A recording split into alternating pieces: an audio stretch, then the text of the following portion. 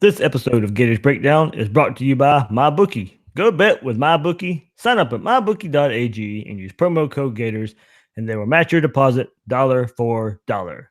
Bet with MyBookie. And the Gators Breakdown podcast is ready to go. I'm your host, David Waters, and you can find me on Twitter at GatorDave_SCC. And joining me on this Monday, kind of Tuesday episode, whichever day you listen to it, we record it live right here on Monday night. But joining me for this episode, as he does every week for this episode, is Will Miles. You can find him on Twitter at WillMilesSCC and his site readandreaction.com. Will, I keep saying this in regards to the Mississippi State game. It may have been a score of only 13-6, but it was a fun 13-6 victory. It felt like every play meant something. Oh, man, anytime there's a win on the road in the SEC, it's a big deal. I will say that based on my predictive powers this year, people probably should go to my bookie and bet against me.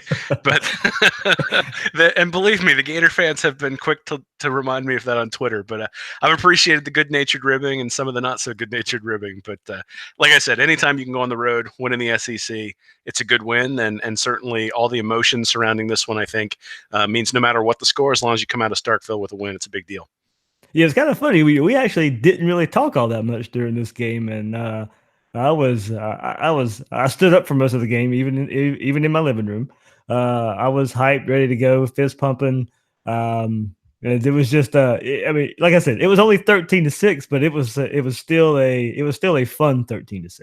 Well, all I know is in the offseason, after all the crap I got for writing that Kadarius Toney could throw the ball, I feel like I have been vindicated. I mean, granted, the guy was open and all that sort of stuff, but I had people telling me he couldn't throw it downfield, that he wasn't accurate, all sorts of stuff. And what does he do? Put it right on his hands, the one chance he gets. And we've seen that twice in his career so far, right? He's 2 for 3, man. He's an explosive quarterback. But no, it was good to see the creativity. It was good to see. I mean, obviously, it felt like one of the teams was going to have to make a play. Mississippi State had their shot, and it bounced right off the receiver's hands. And Florida had their shot, and they ran it perfectly. I mean, Franks delivered it right to Toney perfectly, and Toney delivered it right to Moral Stevens perfectly. And, when you're on the road, you're going to have to execute when you get those shots. And Florida was able to execute, and Mississippi State was not. And some of that is because of Mississippi State, but a lot of that was because of the Florida defense. Yeah, like I said in yesterday's show, and going back on Twitter and looking at the game and all that, I just really felt, and we kind of talked about it going into this episode here, that the offense, the way the game was flowing, only 3 possessions in the first half, and just didn't. It didn't feel like you were going to have many chances once you got in that scenario. So the creative play calling, gets the only touchdown in the game, and that's still little did we know. Not much would happen after that, but there was a good call and way to get a touchdown on the board. And we'll break down a little bit here more with Will. He did his film review. His article is up on readreaction.com, and we'll talk a little bit about this LSU game coming up as well. But before we do, remember you can find Gators Breakdown on news4jax.com/Gators Breakdown. You'll find Gators Breakdown episodes as well as articles from the News4Jax sports team. That's news4jax.com/Gators Breakdown.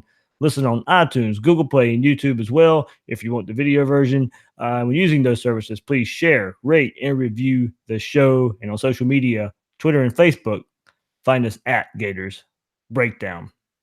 Will, I started, or you started, kind of with the defense in your recap, in your review article. I kind of led with him as well in the recap show, just because, hey, look, it was you held Mississippi State to 6 points, and granted, it didn't matter what happened to Kentucky and all that. Yes, is the offense for Mississippi State as good as what we thought maybe coming into the season?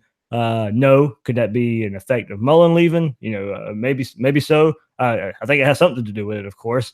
And you made some points that it wasn't so much the adjustments made at halftime for this defense, but the improvement of just the execution in the game plan. Yeah, well, I actually listened to Mullen's post-game press conference after I'd written my article. He sort of hinted at the same thing, which was, if you looked at the defensive alignment, if you looked at what the defense was doing, they didn't really change what they were doing when they came out in the half. And I mean, in the first half, they were really having trouble stopping the run. They were having trouble. Fitzgerald was really kind of having his way. I mean, they were averaging 5.1 yards overall, 7.2 through the air and 4.3 on the ground, but they averaged a yard a play on the ground in the second half and 1.9 through the air. So I mean, Fitzgerald wasn't effective through the air or on the ground, and it was because you could see that they were being more physical. They were taking on blocks and being aggressive. And to be honest, you could also see that the coaches were taking out guys who didn't do that. So there were a couple of plays where I saw, a linebacker wasn't very aggressive and he wasn't out there the next play.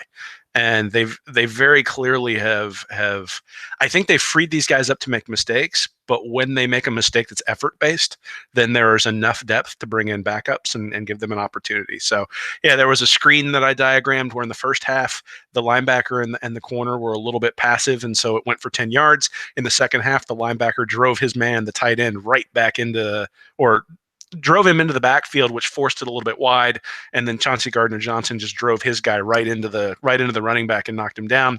Same thing in the running game. The defensive line was getting, especially at defensive tackle, was getting pushed back 2 or 3 yards in the first half. Once it came, the second half, Tadaro Slayton in particular was starting to bust into the backfield and get some penetration, and that just really screwed up everything that Mississippi State was trying to do. I mean, anytime you hold a quarterback to 3.8 yards per throw over an entire game, it's impressive, but particularly in this case, since he averaged 7.2 in the first half, to hold him to 3.8 means he basically did nothing in the second half. And, my biggest concern for Florida coming in, I mean, Terry Wilson for Kentucky really ran roughshod over him. And so I kind of assumed they were going to have some similar problems with Fitzgerald. They had a little bit of that in the first half, but there wasn't anything big that got ripped off. But he wound up with 32 yards rushing for the entire game on 20 carries. And, that's Mississippi State needs him to get to 80, 90, 100 yards in order to both open up the passing game and also just really for their offense, because he's not a throwing quarterback. And Florida really took advantage of that. And I want to go back to that last drive of the game too for this defense. Being mentally tough on that last drive, they had some penalties that really helped Mississippi State more than anything, and it was a lot of aggressive penalties as well. CeCe Jefferson with the ill-timed face mask, but he was there pressuring Fitzgerald. If not for the face mask, he basically had a sack, and Mississippi State's behind the chains trying to get something going there. They eventually drive into Florida territory because of those penalties, and the defense held strong. And what a heck of a play on that last defensive call, basically an all-out blitz. Donovan Steiner goes in there, gets the sack. Luckily, this isn't the NFL, or he probably wouldn't be able to play football again. So it's, but luckily, just good call by Grantham, and I think really just taking advantage of knowing how Fitzgerald will react in that situation. Yeah, well, I mean, this is definitely that kind of defense is predicated based on what you think about your corners one-on-one, and it's based on what you think about the quarterback that you're facing. And it was clear Fitzgerald was looking to the left, did not readjust because he did have a guy who looked like he was coming open down the middle.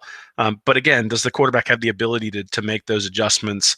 That's something that Grantham's going to be seeing on the side, and really sort of betting on. I mean, if you try that against somebody like Drew Lock, you might get killed for it, but you try it against Nick Fitzgerald, you'll be okay.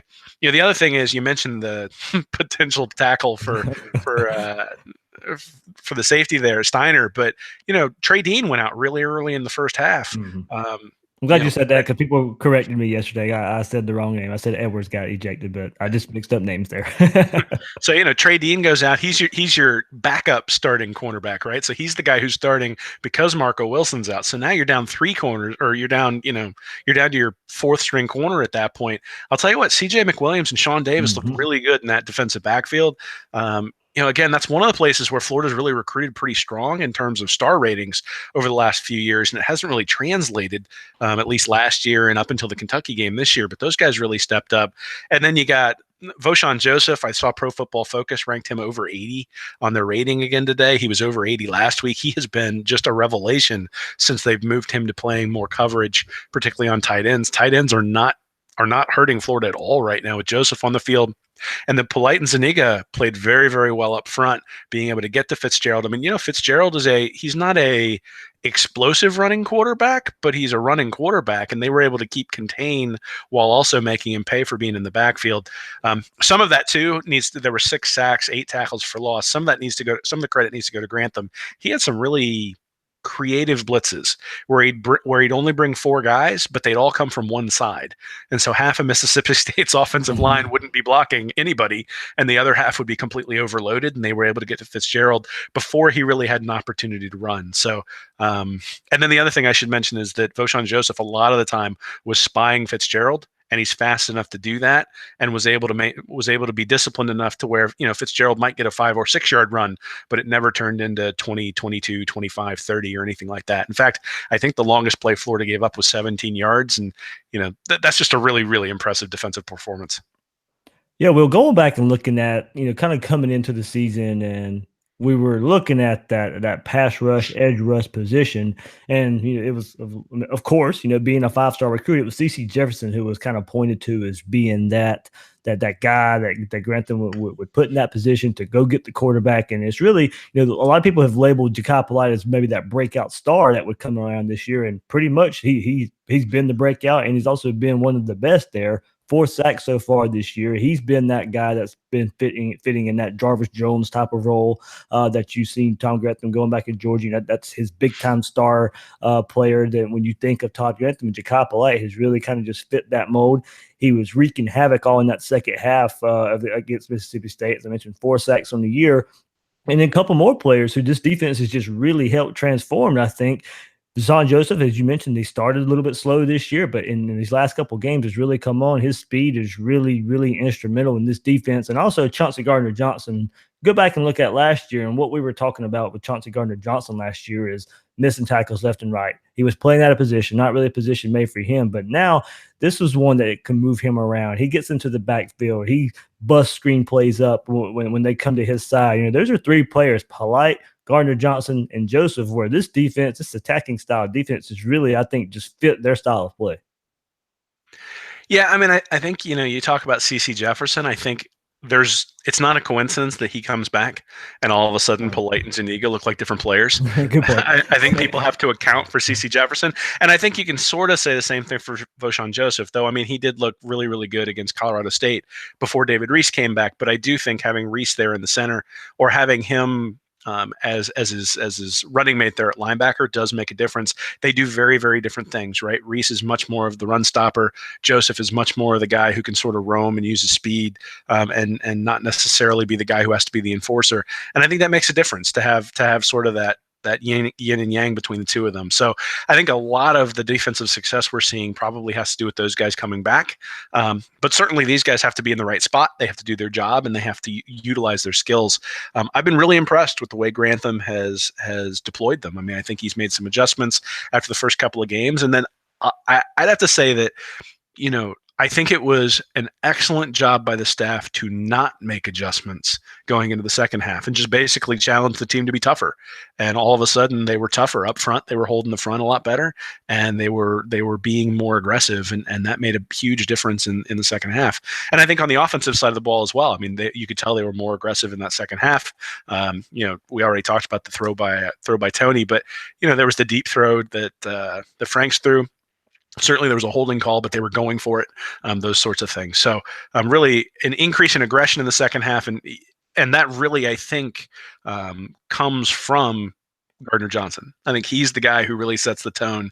He's the guy who, when he's out there yapping and he's bringing the energy, that's the defense feeds off of that. And, hey, I can't say anything more about the defense. I thought they were lights out. I thought they were spectacular. Certainly there will probably be better offenses than the one at Mississippi State that they play. But anytime you play on the road in the SEC and you completely shut down the opposition, you have to tip your hat to the defense. They played great. And we will go to the other side of the ball here. And, of course, there's a couple of throws Felipe Franks would like to have back. But for the second week in a row, went into a hostile environment, played composed, hit some big throws, across the middle. Converted some third downs. He played within the offensive game plan, I think, and just continues to take steps in Dan Mullen's offense. And Mullen said today in his press conference, quote, "I think one of the areas he's grown the most is understanding the game plan from week to week because it changes. Even running the same play, we might run it a little bit differently from one week to the next. And I think he has grown in starting to understand that this is how we want to run this play against this look, and this is where we're going. And this is where we're going on. They're playing how they're playing us. So he's worked and understood that what the game plan is, what we're trying to do, and what we're trying to accomplish. And part of the game plan, Will, in this game was to get the ball out of Frank's hands, going against that Mississippi State defensive front, that defensive line. While he went 22 or 31, I went back and charted the throws that we would label screen passes, swing passes, throws that were near the line of scrimmage or behind the line of scrimmage.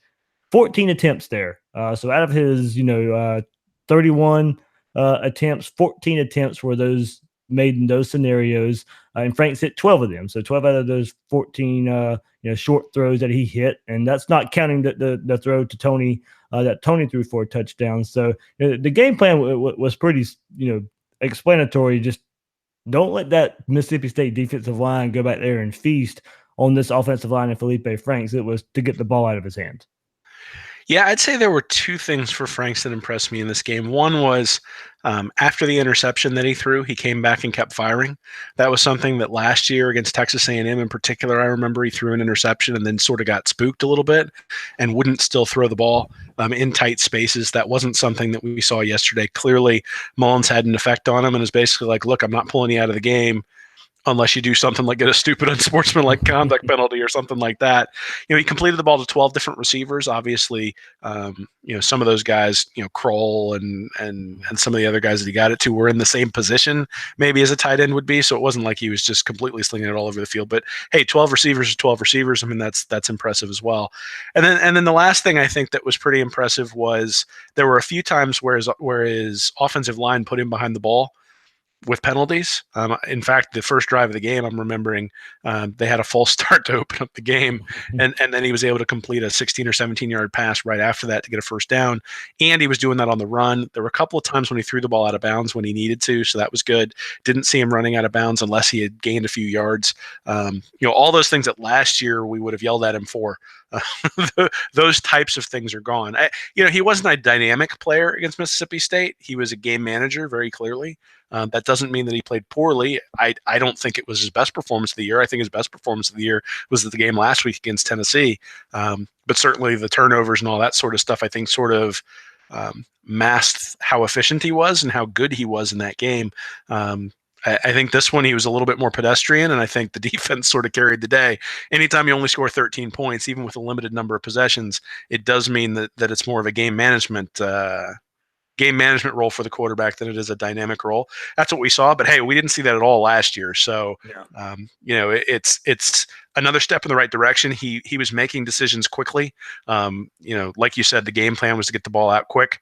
I think there's probably still a couple of steps he needs to take to really be the guy who's going to be able to win them a game. But he's certainly getting towards that.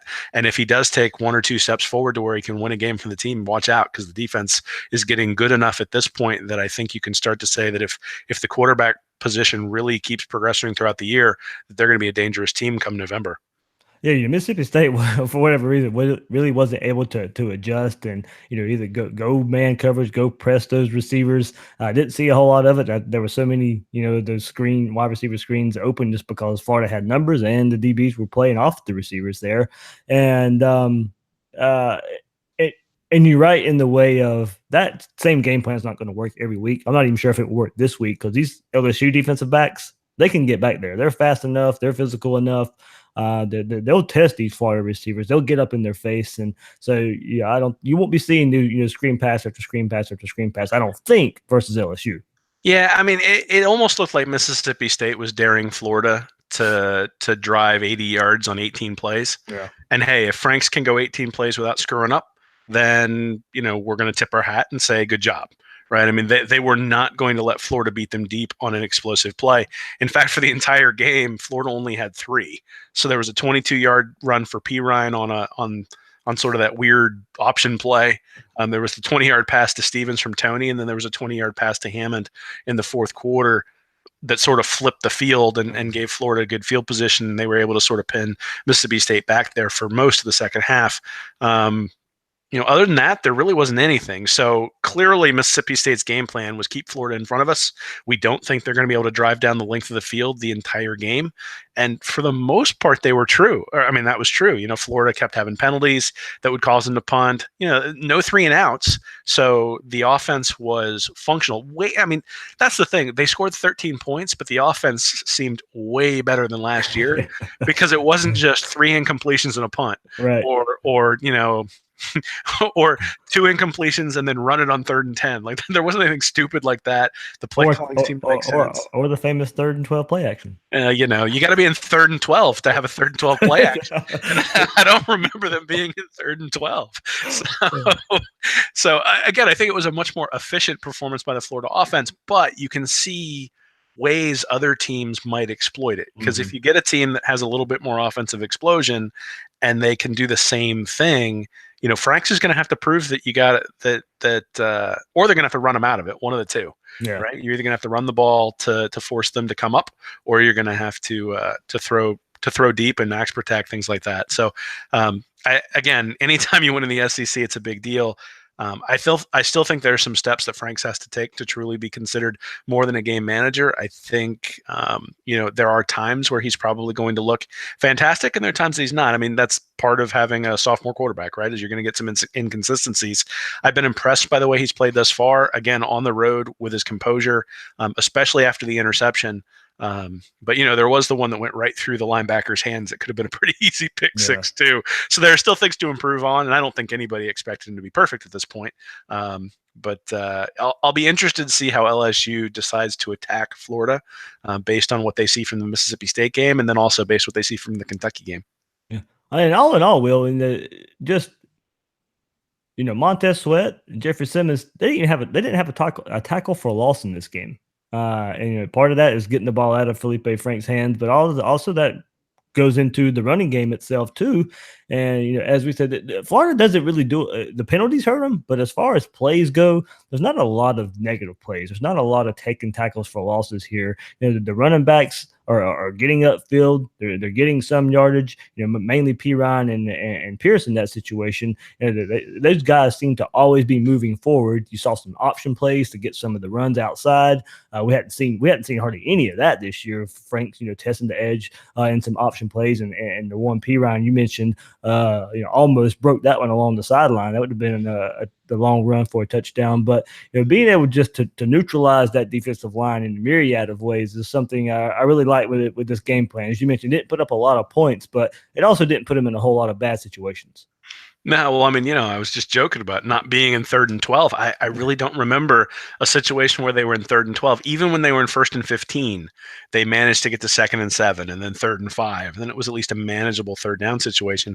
I also think we have to give credit to the offensive line. I mean, that's a place where people have consistently criticized Florida over the last few years, and really rightfully so. But those guys have started to coalesce. I mean, John Hevesy is known for being a good offensive line coach, and it's showing at this point. I mean, anytime you've got Simmons, they started running right at Simmons in the second half. In fact, the announcers pointed it out that they went right after him, and in some capacity, maybe even surprised him a little bit by going right at him.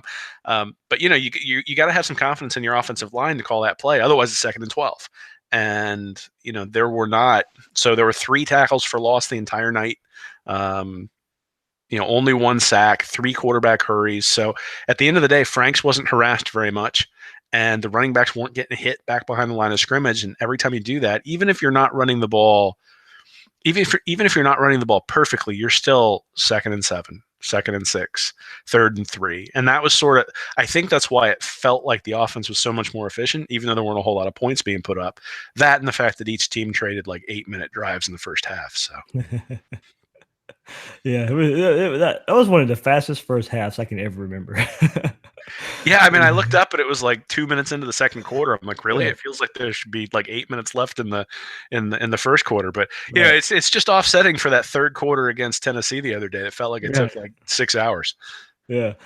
Oh, we also, Gators 4-1 right now with LSU coming to town, and looking at the season as a whole right now, it's not going quite as expected, but it is kind of going quite as expected. If you look at the record, 4-1, Many expected the win to be against Kentucky and not against Mississippi State. You flip those, and we kind of talked about going into this season. There's ups and downs with a new coach, and we've seen the ups and we've seen the downs. And going back and looking at this win over Mississippi State, I know, and I tweeted this out. I think it's the biggest win since capturing the SEC East against LSU in 2016 with that goal line stand. That's the last time I can remember kind of feeling this way as a Gator fan watching that game.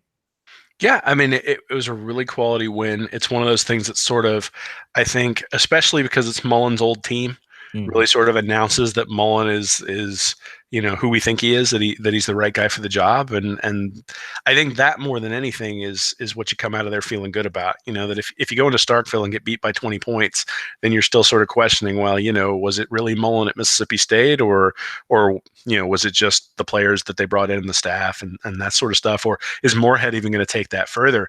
And I mean, the last 2 weeks, Moorhead's offense, I think they would have taken Dan Mullen the last couple of games. They go read their message boards. They absolutely would have.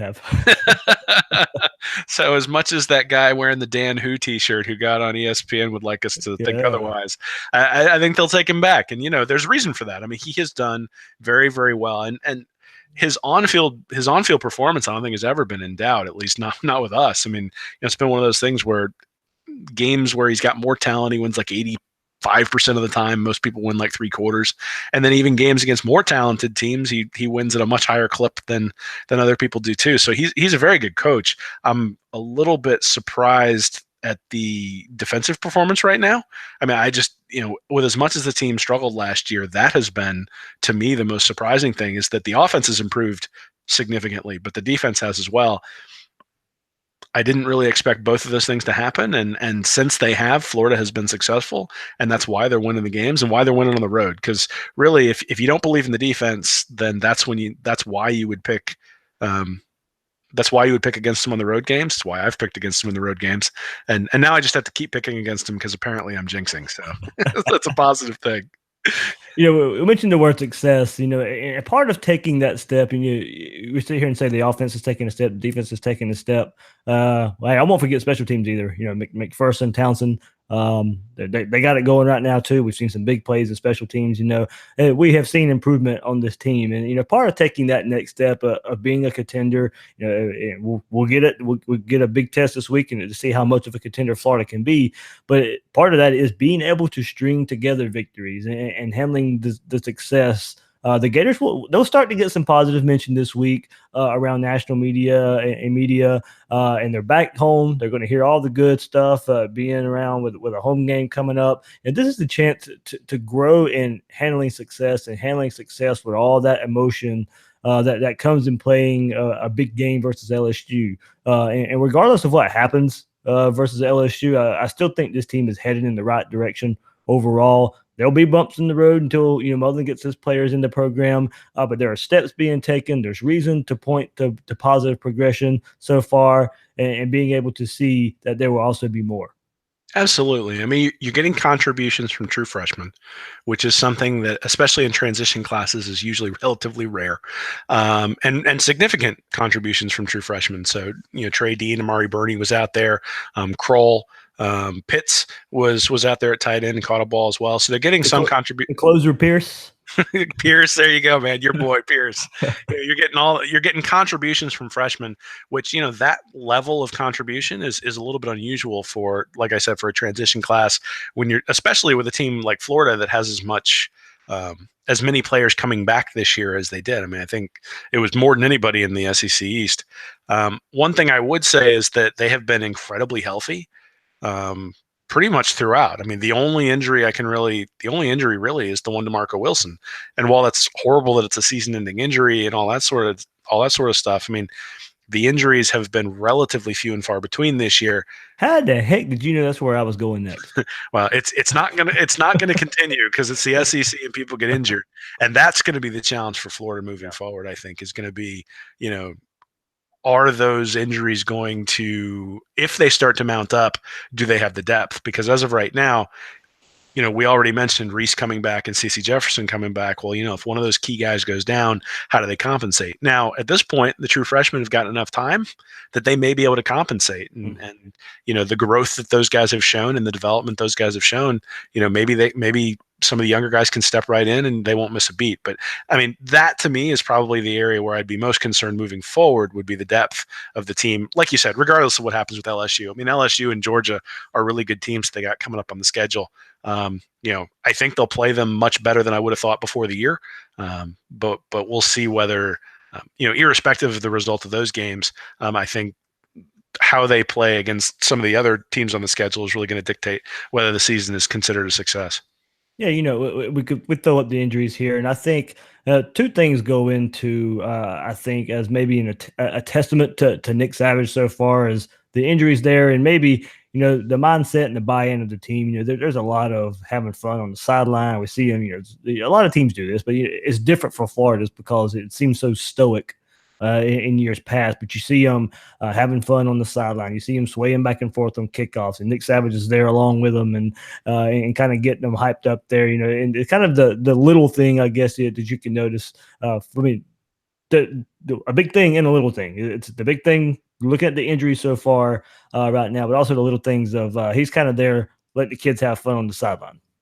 Yeah, well, I mean, there's definitely different energy with the program this year. I mean, there's no doubt. We had Mullen sort of doing that little dance with Franks in the opener, and that some of the guys. I mean, I think I saw that Trask was one of the guys who poured the Gatorade on him. After the win at Mississippi State, and you sit there and think, okay, this is the guy who didn't win the quarterback battle, who appreciates his coach enough that he's willing to go do that with the Gatorade. So again, I think there's an attitude and appreciation maybe for the way things are being run versus the way they were being run before, and appreciation for the hard work that they put in during the offseason, because I'm sure they're starting to see some of those results. And the buy-in to the idea that really doing your job is more than just going all out. It's also making sure that you're being disciplined. It's making sure that you're eating the right thing. It's making sure you're working out, all those sorts of things that are eventually going to turn the program around. So, I think the injuries are a testament to Savage. I think they're also luck-based in some capacity. And, you just really sort of need to, figure out, you got to hope that continues, and then you're going to have some young guys step up. Absolutely. So we got some good talk here coming up. 2018, the 2008 national championship team being recognized, and also Tim Tebow, and also a little quick preview of the Florida LSU Get Will's kind of preliminary thoughts about that game. But before we get there, sure, watching football is fun, but it's more entertaining when you have some action on the game. So guys, you've heard me talking about this for weeks, and some of you are still on the sidelines. Whether you're an expert or rookie, you should be betting at MyBookie. And if you're the kind of guy or girl out there that likes to bet and win a lot, like playing the numbers on roulette, you can create a big parlay. Pick 3 teams to win, and if you hit all 3, you'll turn $100 into $600. And it's not just football. You can bet on all major sports. Go bet on MMA this weekend. Conor McGregor steps back into the octagon Saturday for his first UFC fight in 2 years, and you can bet on things like whether he'll win straight up or whether Khabib will deliver a first-round knockout. I recommend MyBookie because I really trust them. I use them, my friends use them, and this is one bet I know you'll be happy with all season.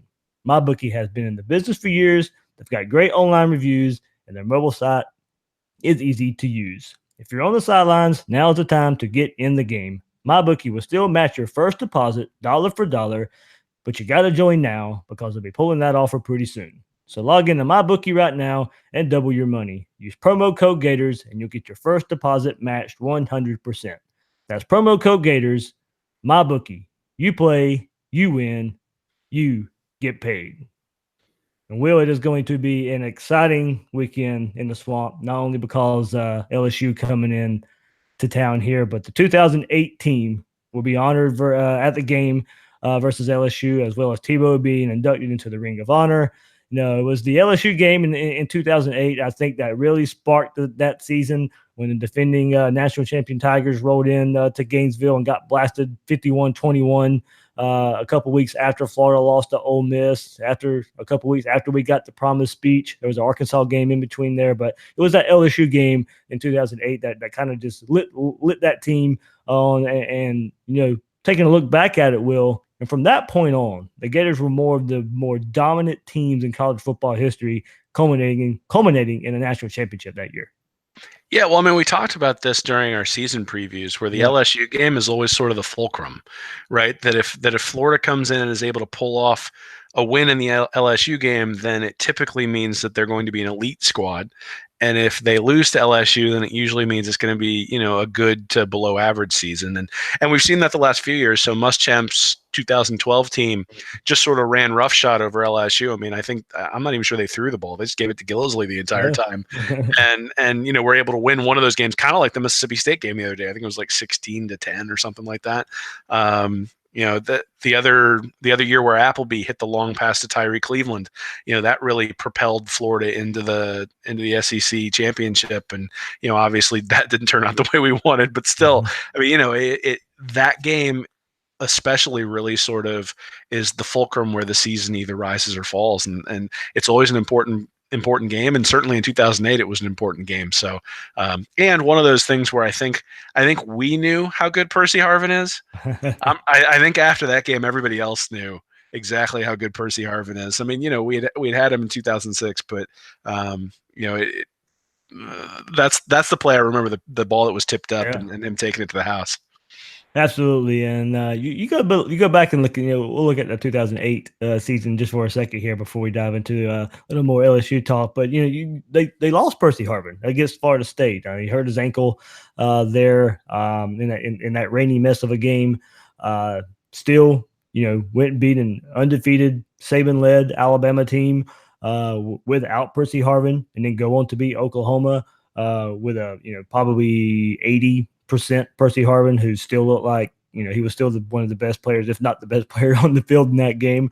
Against an Oklahoma team that supposedly couldn't be stopped. That 2008 team. Going back and looking at it, we did our kind of we did our Florida Gator favorites. In the preseason, people can go back and listen to that.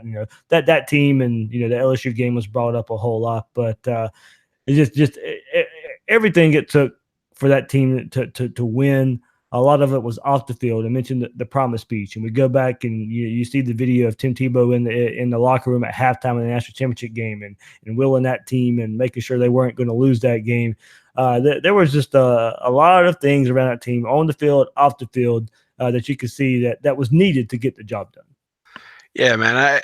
The promise speech is great, and certainly I think it gives everybody chills. But I mean, the reason Florida won the national championship that year is because every player on the field, I think, wound up playing in the NFL. I mean, every guy on that field played at least. Every guy who was a starter, I think, played at least a game in the NFL, and a lot of them played a lot of games in the NFL. Some of them are still in the NFL. The Pounceys are in the NFL, and Hernandez at tight end, Tebow quarterback. You got Hayden, who was over there the other day. You got Janoris Jenkins. You got Major Wright. I mean, just you go down the list, and it's just like, wow, that was a murderer's row of players there who were going out to play in that team. I mean, the 2006 team I think had some flaws, but was able to win the national championship. The 2008 team is one of those where you look at it and go, who else in college football, just pick the year, would have beaten that team at its absolute peak? Right. And, if anything, I think Ole Miss should probably be proud of that one, being able to pull the game out, just because,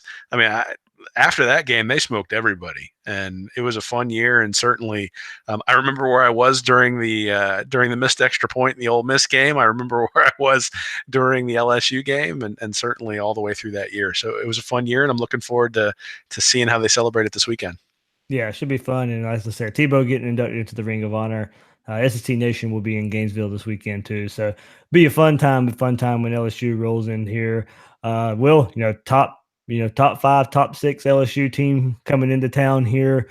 Your boy Joe Burrow will be leading them in here. So this game it will be brought up to us a lot because of all the Joe Burrow talk. Good, bad, however it is.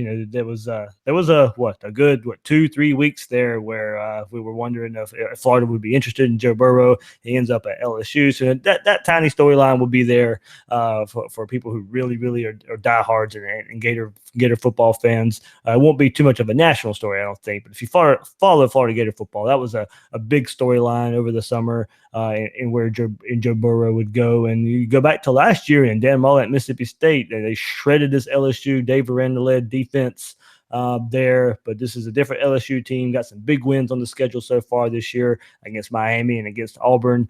So this Florida's going to have the work cut out for them here. Burrow not the best. I mean, him and Frank's pretty similar so far this year. Frank's has got some more touchdown passes to go behind his name, but Burrow's got, I think, Miami beating LSU, beating Auburn, or beating Miami, beating Auburn on that resume to the schedule. He had a great fourth quarter against Auburn there to get that victory. I don't think they have the running game still that they'd like to have, or the running game that we know LSU to have, but that defense will be definitely the biggest test so far for Felipe Franks this year.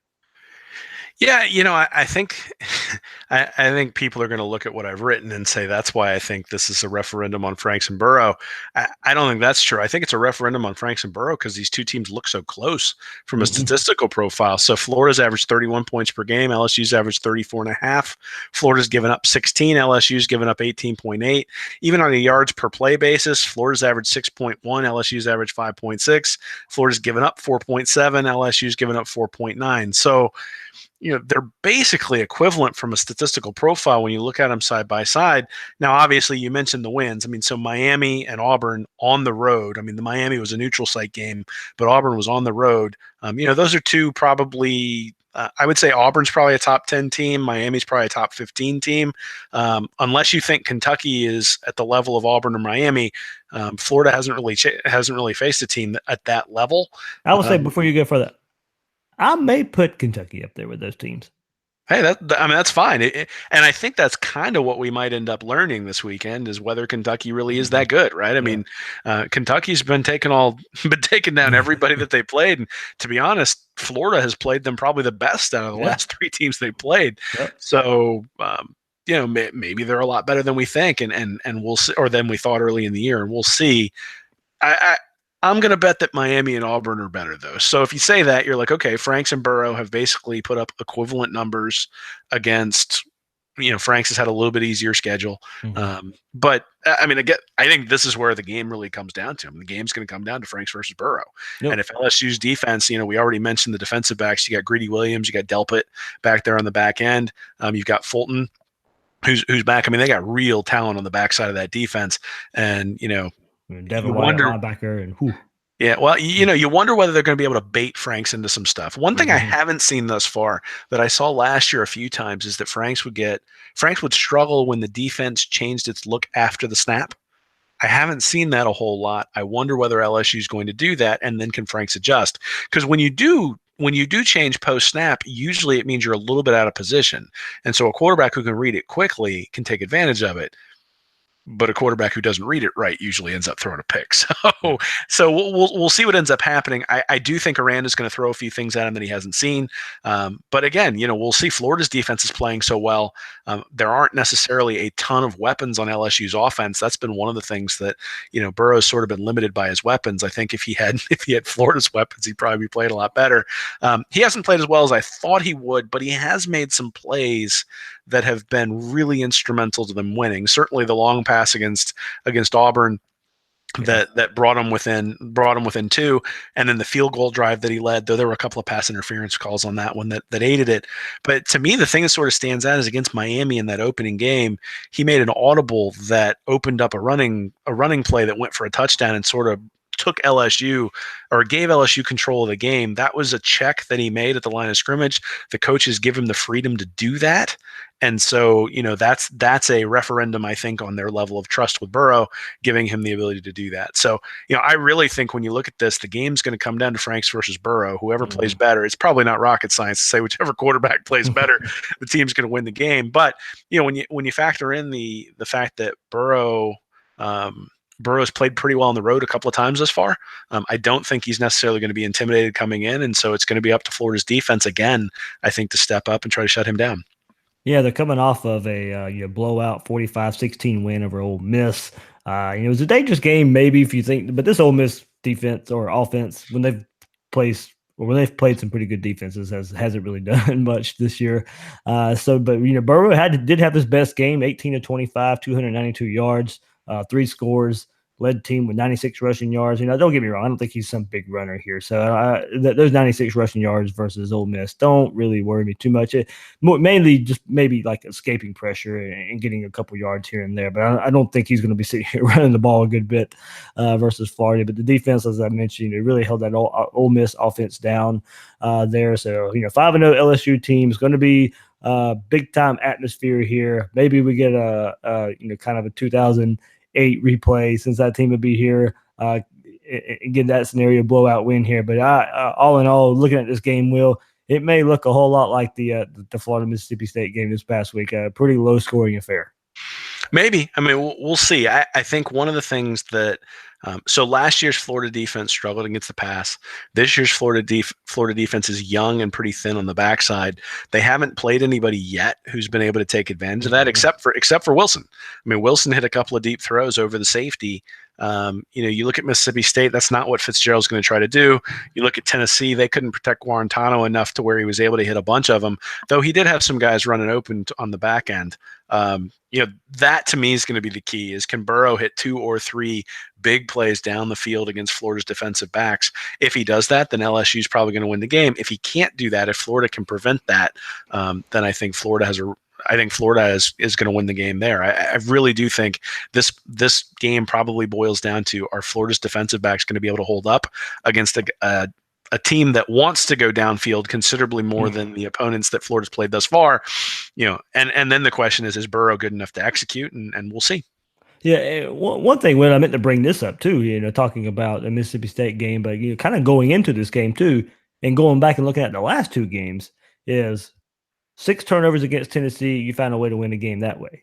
No turnovers against Mississippi State, you found a way to win a game that way. So at least we have seen in 2 different scenarios of what this defense can do in getting turnovers and using that to your advantage, but then not being able to count on getting them and still coming out with a victory.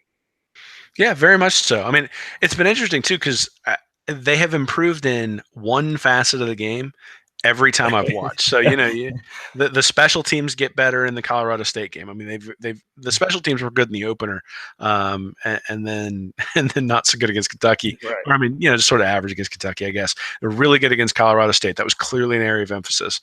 The defense, particularly in moving Joseph out to cover the tight end and really isolating him and focusing on stopping the run against Tennessee was very, very much improved. And then in this game, and really the efficiency of Franks going downfield considerably more against Tennessee was something that improved. And then in this game, they went to that short screen game, like you mentioned, and the defense really focused on containing the quarterback, and they improved in this game at that. So the question I have is, what's that next wrinkle? What's that next area where they're going to improve over the next week? And I'm interested to see what they're going to do because Florida's getting better each and every week.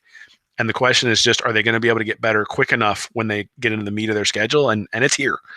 So, the next 3 weeks is the heart of the schedule, man. If they can come through this 2-1, it's a really impressive run. And I'd be really impressed with what Mullen's put together.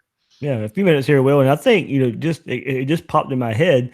I guess the next step for this team, is to get a big win. Don't get me wrong, and this would be a big win, but get a big win and play well at home. We had the disappointing Kentucky loss this year, but it's been a while since at home that the Gators have had a big win. I went back and mentioned how big that LSU win was in 2016, and that's the best the Mississippi State game was the best I felt since then. Well, both of those were road games. And so maybe the next step is taking back the Swamp and getting a big victory at home when you have a ton of recruits coming in, when you have the fan base rearing and ready to go.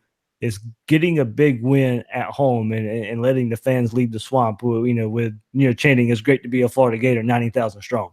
Yeah, well, this sets up, I think, a lot like the 2015 Ole Miss game. Yeah, right. You know, that game, the roof was coming off after they just blew the doors off Ole Miss. That was a really good Ole Miss team that came in there, and Greer just lit them up. I mean, they hitting big plays all over the place, and by the time the first half was over, that game was done. And Florida absolutely dominated, and it really felt like McElwain was building something. And so, if that happens, then we need to have someone make sure that Franks doesn't go to a GNC, and and sort of, but that's kind of what it's setting up for if Florida can play well. I mean, if they can deliver a 28-10 win or something like that, where there's big plays all over the place and Franks looks like a rock star, and they can run the ball at will, and LSU can't move the ball. I mean, then it really does change. And we talked earlier about how LSU is the fulcrum point for the season. I mean, if they blow the doors off LSU, that really does change what you think about the team going forward. I mean, it's a nice win on the road at Mississippi State. It's a nice win on the road against Tennessee. It's a statement win to blow out LSU at home, really just to beat LSU at home. But it's a statement win to take a top 5 team and beat them, and put you to a point where you go, okay, well, now this is a team that can threaten Georgia. Yeah. And now this is a team that should handle Florida State pretty easily. And you start looking at that and going, okay, well, what does that really mean in terms of the quality of the team going forward? So we're going to learn a lot about Florida's team in this game. I think we're going to learn a lot about where they need to improve, and we'll probably learn a lot about where they have already improved. And that's one of the nice parts about going against a team that's really, really good, is that you learn a lot about yourself. Absolutely. There. Will, what you got coming up, readandreaction.com this week? I'm sure LSU preview coming up later this week. Yeah, so I've got a new writer who's going to have something coming out tomorrow. Okay. And so we'll tease that on Twitter, and you can check out her stuff when it comes out. I'm really excited to see what she comes up with. And then I've got an LSU preview, and probably a little bit of a Burrow versus Franks breakdown too, because some people have been asking for that. So we'll put it out there at least, and sort of, hey, how have they done thus far, and what does that mean for the game? Cool deal. Will, anything else, man? Nah, man, just thanks to everybody for giving me crap about picking Mississippi State. And I've had my brother-in-law and my brother both text me right after the game telling me that I have to continue to pick against Florida so that they keep winning. So we'll see. I'm always going to go where the stats take me, but sometimes they're wrong, and no one's more happy that I'm wrong on the last 2 than I am. I'll tell you that much. Yeah, these last 2 weeks have been fun there. So people just remember, let's have fun out there. That's really all it's about, and a lot more fun when the Gators are winning. Will. Oh, it's all a good time. Nobody's been too mean to me yet. So it's all a good fun, and to be honest, it's way more fun to write the recaps, even if I'm wrong, after Florida's been successful and Florida's moving in the right direction. That's the thing, is you look at this stuff and say, I mean, one of the things I think we need to recognize is how good of a job Mullen's doing. Yeah. Because when you look at the statistical profiles, you go, well, Mississippi State should probably win this game. And, it didn't happen, which is all the credit to Mullen and the players for being able to go into a hostile environment and pull out that win. And, hopefully they can do it again this weekend. Absolutely. So it should be a fun time in the swamp coming up against LSU. So that's Will Miles. You can find him on Twitter at Will Miles SCC. And once again, his site, readandreaction.com. I'm your host of Gators Breakdown, David Waters, and you can find me on Twitter at GatorDave_SEC. Guys and girls out there, thanks for listening to this episode of Gators Breakdown.